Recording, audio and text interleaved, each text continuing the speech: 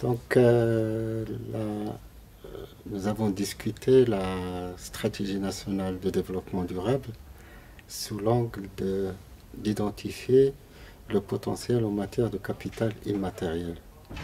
Effectivement, la stratégie nationale de développement durable, étant donné qu'il constitue un cadre de cohérence et de convergence des différentes stratégies déjà lancées, donc il constitue en elle-même un ancrage intéressant en matière d'un portage de ce capital immatériel qui, jusqu'à présent, n'est pas mis en exerce dans la logique financière ou la logique de richesse de notre pays.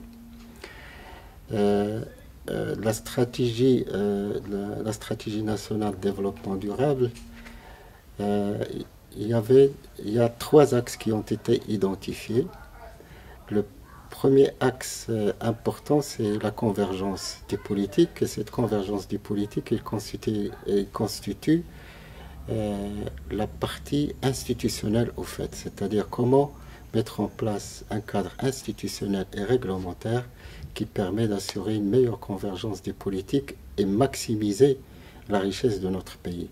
Et lorsqu'on parle de ce cadre-là, on est en train de parler d'un changement de paradigme pour maximiser notre richesse en matière du capital global de notre pays. Le deuxième axe qui est important également, c'est comment à travers les différentes stratégies injecter la durabilité et assurer à travers ces différentes stratégies une transition vers une économie verte et inclusive.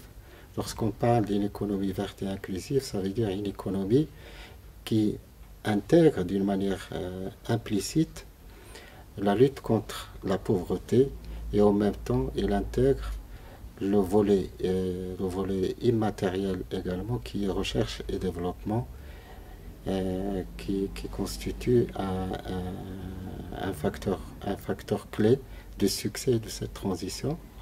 Et le troisième axe important dans la stratégie, c'est de découpler la croissance sur la pression sur les ressources. Au fait, si on peut résumer ces trois axes, il s'agit de voir dans quelle mesure on peut intégrer le capital naturel qui constitue un bassin important en matière du capital immatériel dans la logique de la richesse de notre pays.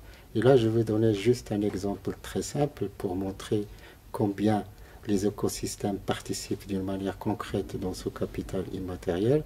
Je prends l'exemple de la forêt, qui le patrimoine forestier contribue entre 0,5 à 1% de PIB.